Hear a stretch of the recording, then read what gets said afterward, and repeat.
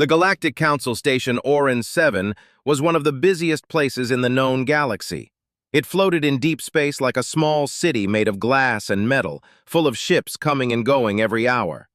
Dozens of alien species walked its long corridors every day, tall ones, small ones, ones with 4 arms and ones with no eyes at all. It was the kind of place where history was made quietly behind closed doors, over cups of strange drinks that most humans could not pronounce. Jack Dot did not make history. He carried files. He was a diplomatic aide for the human delegation, which was a fancy way of saying he was the person who made sure the right documents were in the right hands at the right time.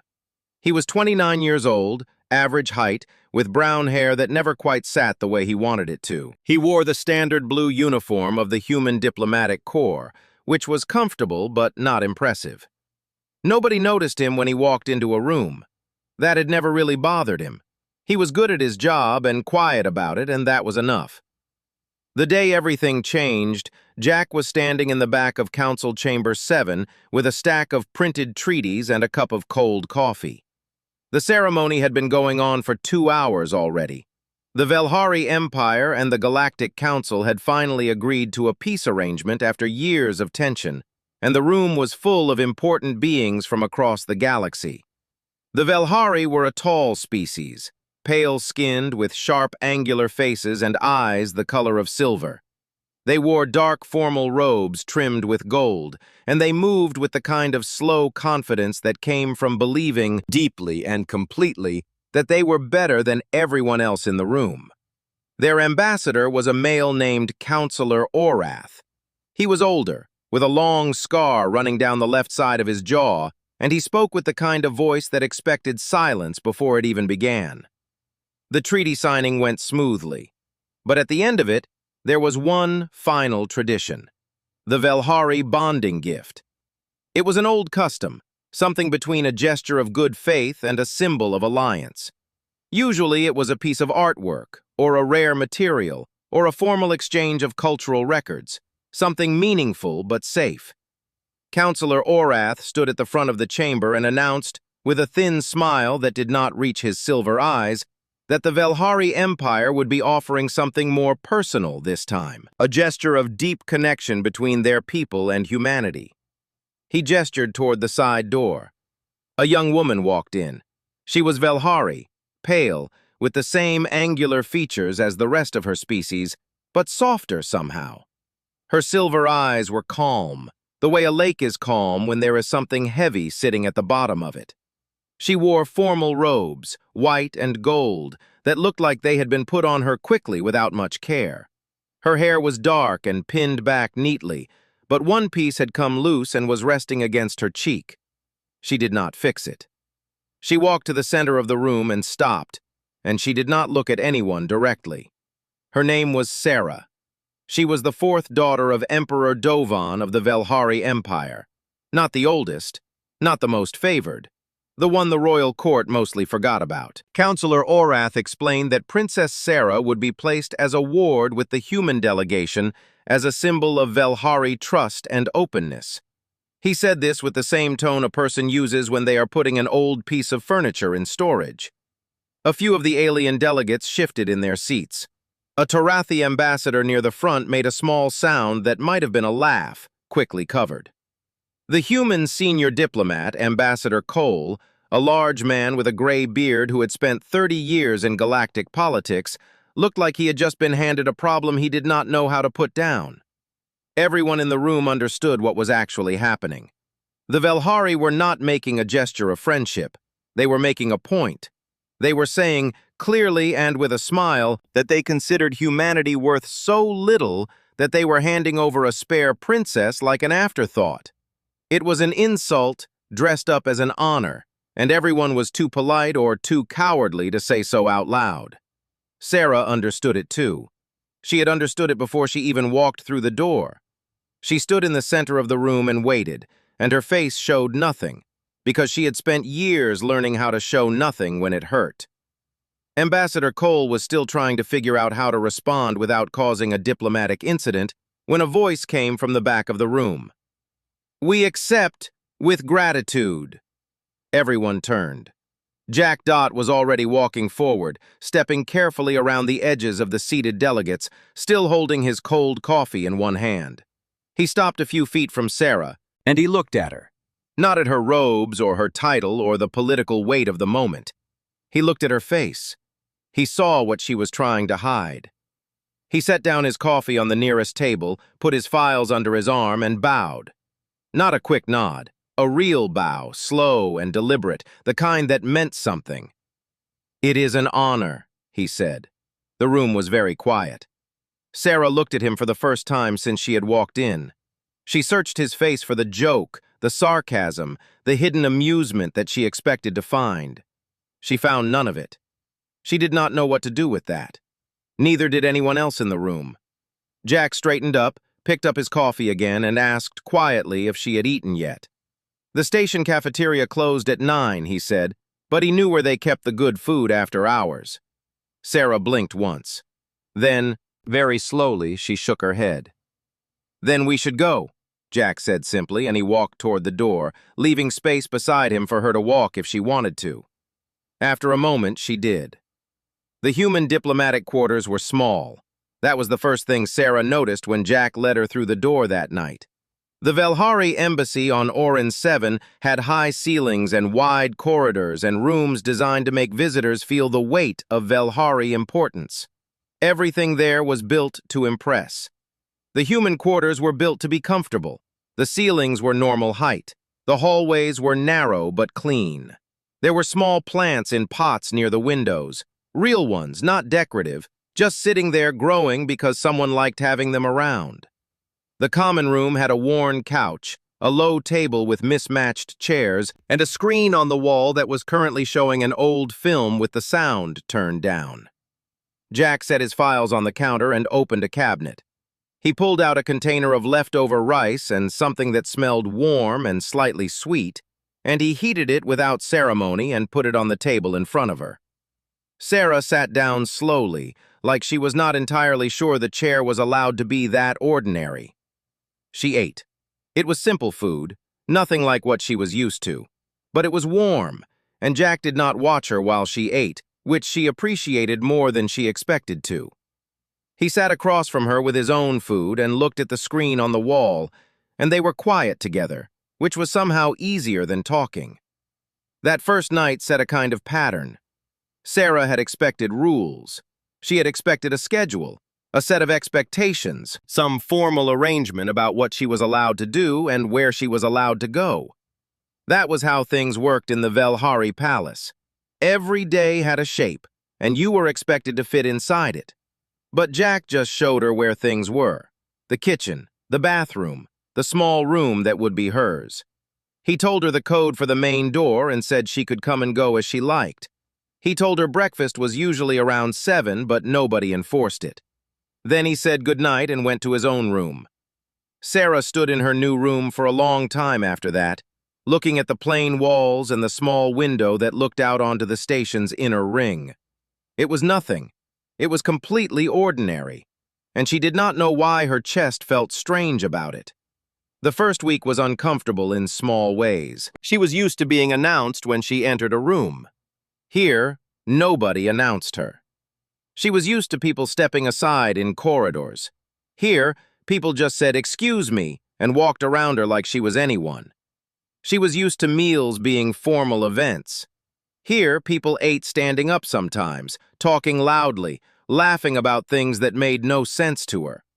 A human woman named Carol, who handled communications for the delegation, once handed Sarah a cup of coffee without asking if she wanted it, just pressed it into her hands while walking past and said, "You look like you need this." Sarah had stood holding the cup, completely unsure how to respond to something so casual and so kind at the same time. But Jack noticed the adjustment was hard without making it into something big. He did not sit her down and explain human culture like a lesson. He just included her in small things. He took her on his morning walks along the observation deck. Orin 7's outer observation corridor ran the full length of the station's upper ring, and at certain hours the view was extraordinary.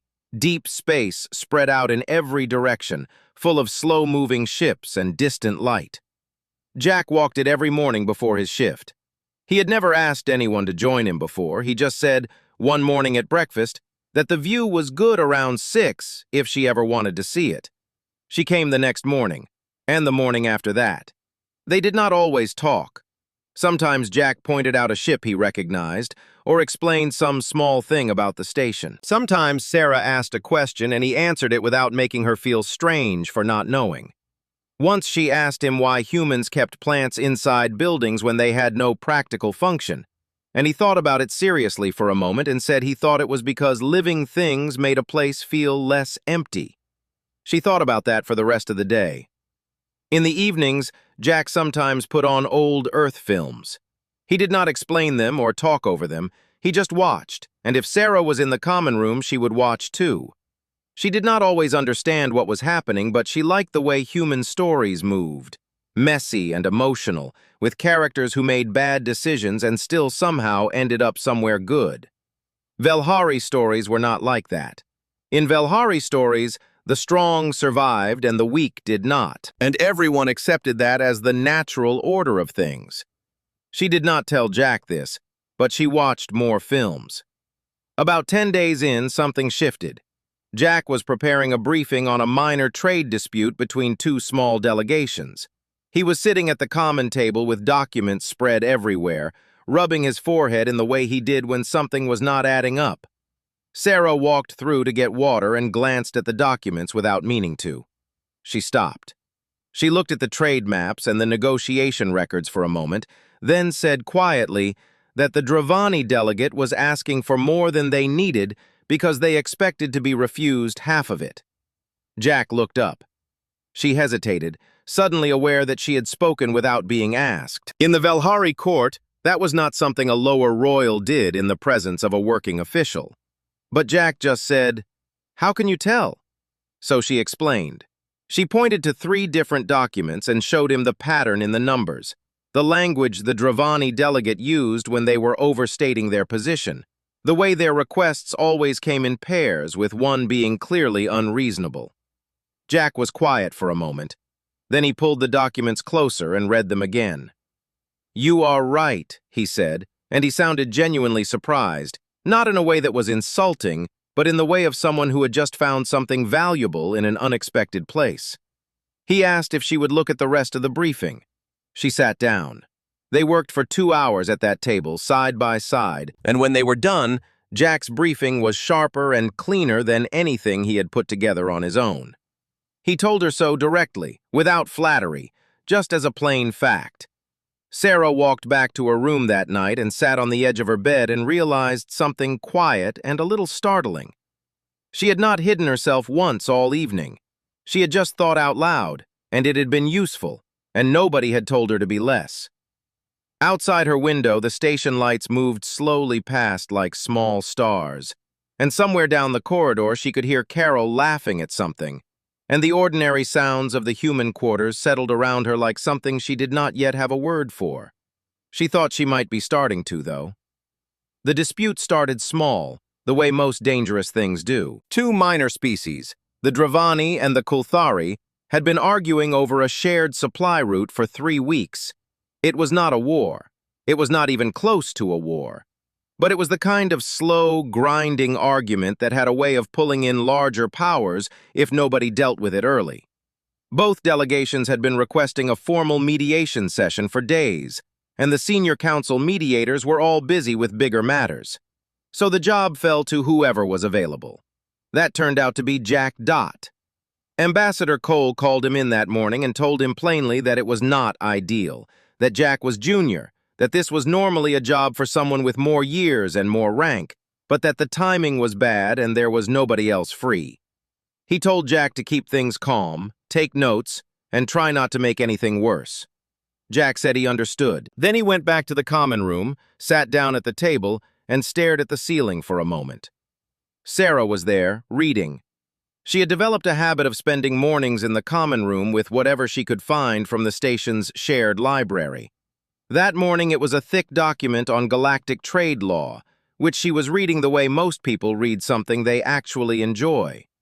She looked up when Jack sat down. He told her what Ambassador Cole had said. He was not asking for help. He was just thinking out loud, the way people do when they trust the room they are in. Sarah put down her document. She asked him if she could come. Jack looked at her for a second.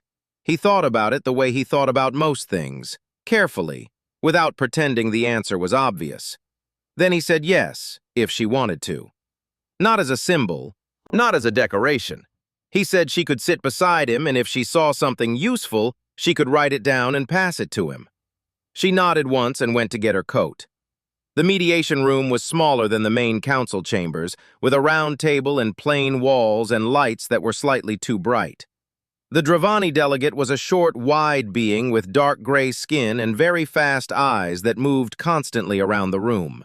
The Kothari delegate was taller, thinner, with long fingers that drummed quietly on the table whenever he was unhappy, which appeared to be always.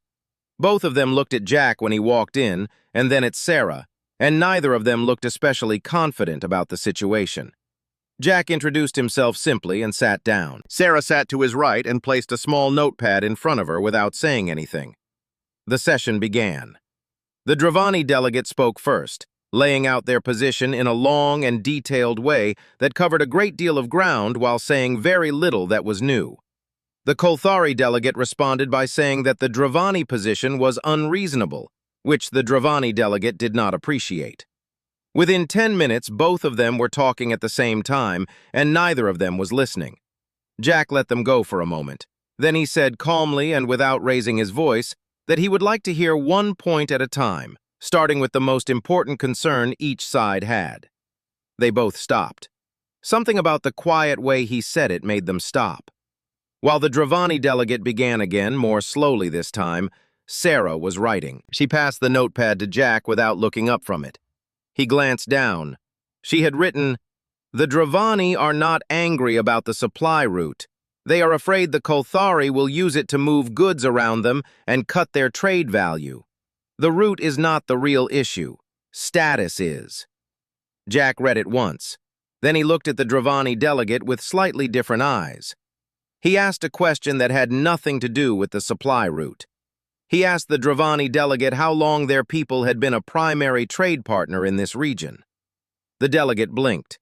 Then he answered, and something in his posture changed as he did, became more open, more willing.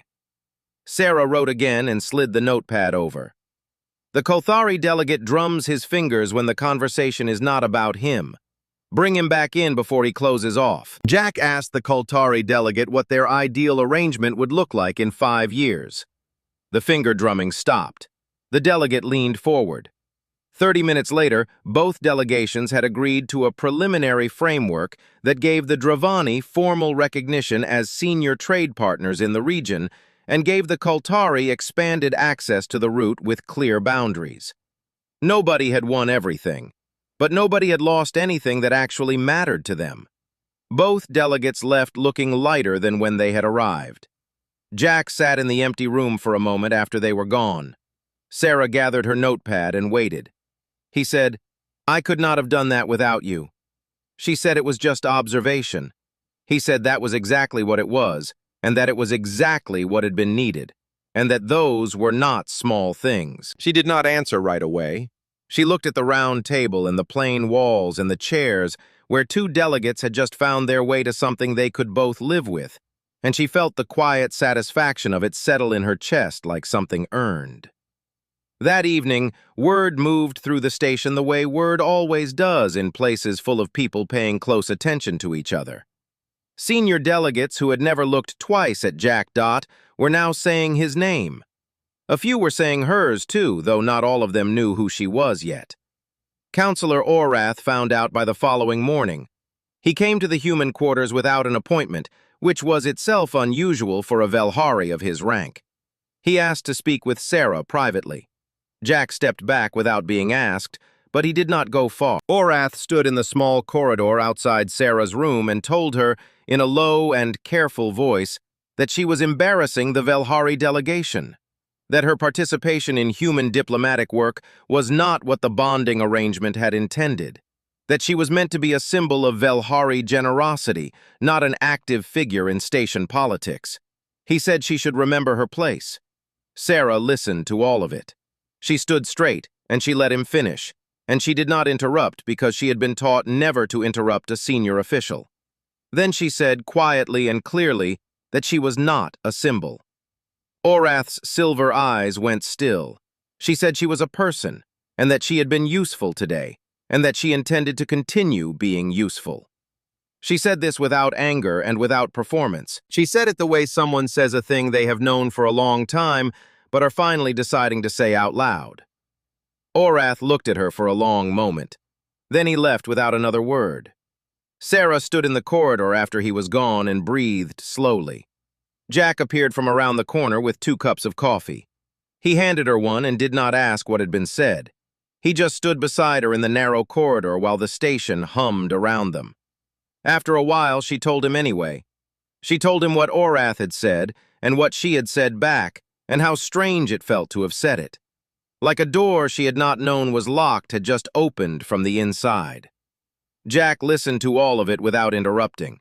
When she finished, he said, "You do not have to justify yourself to me. You already proved who you are in that council room." It was a short sentence, simple words, the kind of thing that would not mean much coming from the wrong person. Coming from Jack in that narrow corridor, with the station lights humming overhead and the coffee warm in her hands, it meant more than she knew how to say. She did not try to say it. She just nodded and drank her coffee and let the words sit somewhere quiet inside her where she could keep them. That night, a message arrived from the Velhari homeworld. It carried the Imperial seal, the kind that only appeared when the message came directly from the palace. Sarah read it alone in her room. Then she sat very still for a long time. Her father was coming to Orin 7. Emperor Dovan of the Velhari Empire arrived on a ship that made every other vessel docked at Orin 7 look small. It was long and dark, trimmed with gold along its edges, and it moved through the docking bay with the slow confidence of something that had never been told to hurry. 4 escort ships flanked it on either side. The station's docking crew stood back and gave it room without being asked. Sarah watched it arrive from the observation deck. She stood alone, her hands resting on the railing, her silver eyes following the ship as it settled into its berth. She had not slept well. She had spent most of the night sitting with the message, reading it again, putting it down, picking it up. It had said very little. Just that the Emperor would arrive in 2 days, that he wished to review the bonding arrangement personally, and that he expected her to be presentable. That last word had stayed with her. Presentable. As if the main concern was how she looked, not what she had been doing. Jack found her on the observation deck about an hour before the official welcome ceremony. He stood beside her and looked at the ship without saying anything for a moment. Then he asked if she was all right. She said she was fine. He did not push it, but he also did not pretend to believe her, and somehow that combination was easier to stand next to than either option alone. The welcome ceremony was formal and careful and long. Emperor Dovan walked through the station's main reception hall with 6 attendants behind him and Counselor Orath at his side. He was tall, even for a Velhari, with silver eyes that were sharper than his daughter's, and a face that had not softened in a very long time. He wore dark robes with gold at the collar, and he moved through the room the way powerful people move, like the space around them belongs to them first. He greeted the station's senior council representatives with the right words in the right order. He acknowledged Ambassador Cole with a nod that was technically respectful. He looked at Sarah once, briefly, and his expression did not change. Sarah stood straight and met his eyes and did not look away. That evening, the Emperor's attendants delivered a formal request to the human delegation. The Emperor wished to meet privately with the human aide who had accepted his daughter at the ceremony. Not Ambassador Cole, not any senior diplomat. Specifically, Jack Dot. Ambassador Cole came to find Jack in the common room with an expression that was somewhere between concern and apology. Jack read the request, set it down, and said he would go. Cole told him to be careful. Jack said he would be himself, which Cole did not find especially reassuring. The meeting room the Emperor's staff had arranged was one of the station's formal private chambers. High ceiling, long table, two chairs placed across from each other with nothing between them. No documents, no advisors, no buffer of any kind. Jack walked in and sat down. Emperor Dovan was already seated. He looked at Jack the way someone looks at a thing they are trying to understand without showing that they are trying. His silver eyes moved over Jack's plain uniform, his ordinary face, his hands resting calmly on the table. He said nothing for a long moment. Then he asked in careful and precise common tongue why Jack had stepped forward at the ceremony. Jack said because someone needed to, and it seemed like the right thing to do. The Emperor asked what he had hoped to gain from the arrangement. Jack said he had not been thinking about gain, he had been thinking about the expression on Sarah's face. Dovan was quiet for a moment. Then he asked what Jack had seen in her expression. Jack thought about it honestly before answering.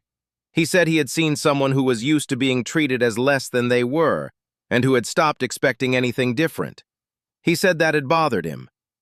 The Emperor's face was still. He asked if Jack understood who he was speaking to. Jack said yes. He said he meant no disrespect to the Emperor or the Velhari Empire. He was just answering the question honestly because that seemed more useful than answering it carefully. Dovan looked at him for a long time after that. He asked if Jack wanted access to Velhari trade routes. Jack said no. He asked if Jack was building political connections through Sarah. Jack said no. He asked, with a slight edge in his voice, what exactly Jack thought he was doing with an imperial daughter in a small human diplomatic posting. Jack said he was working alongside someone who was very good at her job, and that they had become friends, and that he was not sure it needed to be more complicated than that. The Emperor sat back slightly. It was a small movement, but it was something. He asked if Jack knew that Sarah had been considered the least valuable of his children by most of the Velhari court. He said this plainly, without cruelty, just as a fact that he expected Jack to already know. Jack said he had figured something like that was the case. The Emperor asked if it changed anything. Jack said no. He said value was not something the court assigned. He said Sarah had shown him that in the first week, just by being herself when she thought nobody important was watching. Something moved behind Dovan's eyes. It was brief and carefully controlled, but it was there. He did not ask any more questions after that. He stood, and Jack stood with him, and the Emperor looked at him one final time with an expression that was not warm, but was no longer cold either. He said Jack was a strange man. Jack said he had heard that before. The Emperor left without another word. That night, Dovan asked to speak with Sarah privately. She went to his chambers and sat across from him at a table that felt both familiar and very far away, the way childhood things do when you have grown past them. He did not lecture her. He did not talk about duty or appearance or the expectations of the royal house. He just looked at her for a moment and then asked quietly if she was happy. Sarah blinked. In her entire life, she could not remember her father asking her that question. She told him the truth. She said she was more herself here than she had ever been at home. She said she had been useful, genuinely useful, and that people here saw her as a person with something real to offer. She said it without bitterness and without blame, just as something true that she wanted him to know. Dovan listened to all of it. He did not apologize. She had not expected him to. Apology was not something the Velhari imperial family did easily or well. But before he left the next morning, he sent a formal update to the Velhari Imperial Records Office.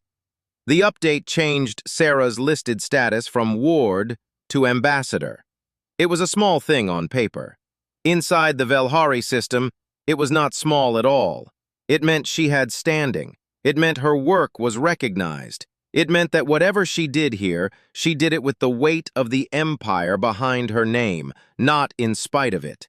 Sarah read the update on her screen and sat quietly with it for a long while. Then she went to find Jack. He was on the observation deck, where he usually was in the evenings, with his coffee and the slow view of deep space moving past. She stood beside him and told him what her father had done. Jack said that was good.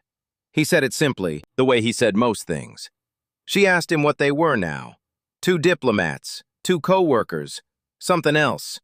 She asked it honestly because she had learned, in the months since that first night in the council chamber, that honest questions got honest answers from him. He thought about it for a moment.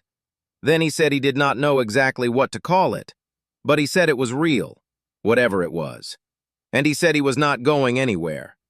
Sarah looked out at the stars for a while after that. Far below in the docking bay, her father's ship was preparing to leave. She watched its lights move slowly through the dark and felt something loosen in her chest that had been tight for a very long time. She did not wave. She did not need to. She had already said everything that needed to be said. And for the first time in her life, it had been enough. 1 year is a long time in deep space. On Orin 7, seasons did not exist the way they did on planets with skies and weather. There was no summer, no winter, no rain to mark the passing of months. Time moved differently here, measured in ship arrivals and treaty signings, and the slow rotation of the station's inner ring. But even without seasons, things changed. Things grew, sometimes quietly, in ways nobody planned and nobody announced. The human diplomatic quarters were different now. It was hard to say exactly when it had happened.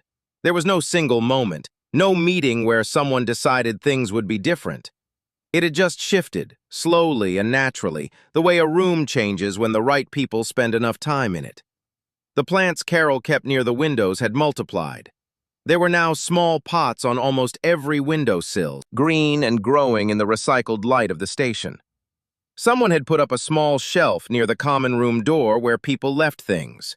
A book, a piece of Dravani fruit, a folded note with a meeting time on it. The couch had been replaced with a slightly bigger one after a visiting delegate from a small species called the Inari had sat down in it and looked so comfortable that Carol had said out loud that they needed more room. The Inari delegate, whose name was Voss and who had 4 small eyes and spoke common tongue with a slight musical accent, had started coming by twice a week after that. Not for any official reason, just because the common room was warm and nobody made him feel like a guest. He was not the only one. Over the past year, the human quarters had quietly become the kind of place that drew people in without advertising itself. Junior delegates from small species who felt lost on the big station. A young Tarathi aide who was struggling with her first posting away from home. A Kothari trade assistant who had been in the mediation that Jack and Sarah had helped resolve and who had never forgotten how it felt to leave a room with something solved. They came for different reasons. They stayed because of how it felt to be there. Nobody called it anything official. It was just the place where the coffee was always on and someone was usually around, and you did not need to be important to sit down. Jack had not planned any of it. He had just kept being himself, making room, answering questions, treating people like their problems were worth taking seriously. Sarah had done the same in her own way, quieter but just as steady. She had become the person that junior delegates came to when they needed to understand something about the bigger political picture. She explained things clearly and without condescension, and she remembered details about people that made them feel seen. Together, without meaning to, they had built something. The promotion offer came on a Tuesday.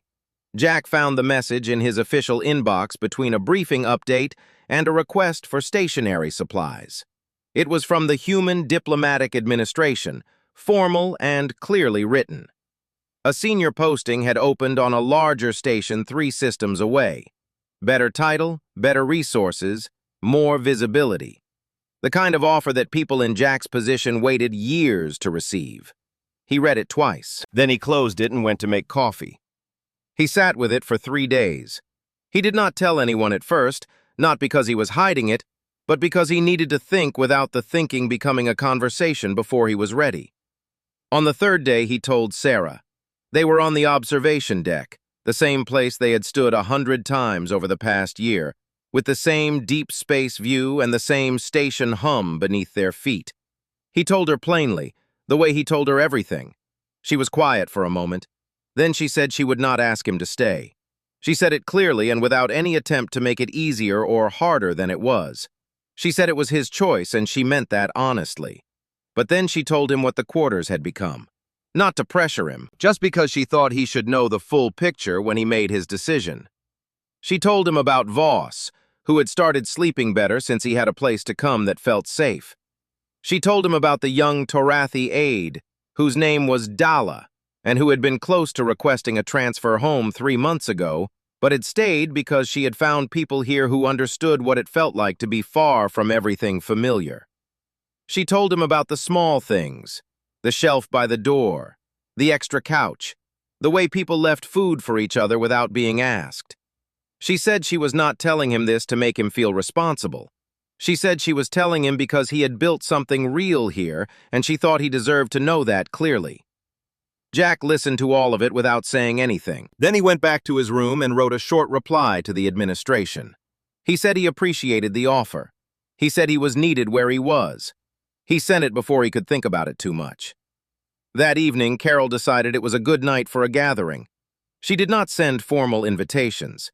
She just walked through the quarters and the nearby corridors and told people there was food at 7 if they wanted it. She said it the same way she had once handed Sarah a cup of coffee, casually, warmly, like it was the most natural thing in the world. By 7:30, the common room was full. Voss was there, sitting in the corner with a plate of food balanced on his knee, talking quietly with Dala, who had brought a dish from home that smelled like something warm and unfamiliar and good. The Kulhari trade assistant was there, standing near the window with 2 junior Dravani aides who had been nervous rivals 3 weeks ago and were now, somehow, laughing at the same thing. Carol was moving through the room the way she always did, loud and easy and making everyone feel like they had been expected. Jack stood near the kitchen doorway and watched it all. Sarah came to stand beside him. She had a cup of tea in both hands, and she looked at the room with the quiet expression she wore when something surprised her in a way she did not have words for yet. Someone, it might have been Voss, or it might have been Dala, it was hard to tell over the noise, called out that it felt like a family dinner. Nobody argued with that. Jack looked at the room for a long moment, at the mismatched chairs and the too many plants and the shelf by the door, and all the different faces that had found their way here for different reasons and stayed for the same one. Then he looked at Sarah beside him. She was already looking at him. Neither of them said anything. They did not need to. A year of morning walks and shared briefings and narrow corridor conversations and honest answers had made words unnecessary for some things. She went back to her room late that night and sat at her small desk and opened a blank document on her screen. She had been meaning to write to her father for weeks. She had started 3 times and stopped each time, not because she did not know what to say, but because she had not been sure how to say it in a way that was true without being unkind. Now she knew. She wrote without stopping. She did not write about diplomacy or station politics or the upgrade to her official status. She did not write about Counselor Orath or the council chamber or any of the things that could be measured or reported. She wrote about the room down the hall that was full of people who had chosen to be there. She wrote about morning walks and cold coffee and the way honest questions got honest answers from the right person. She wrote about what it felt like to stop hiding and discover that what was underneath was something useful, something real.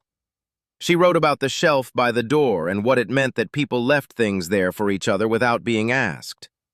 She did not ask her father to understand all of it. She just wanted him to know it existed. At the end, she wrote that she had found her place. Not the place that had been assigned to her, not the place she had been sent to as a quiet insult, not the place anyone had intended for her. Her own place. She called it home. She sent the letter and closed her screen and sat in the quiet of her room while the sounds of the gathering drifted down the corridor. Voices and laughter, and the small, ordinary music of people who had chosen each other without anyone telling them to. Outside her window, the station lights moved slowly through the dark. She listened for a while. Then she smiled, got up, and went back to join them.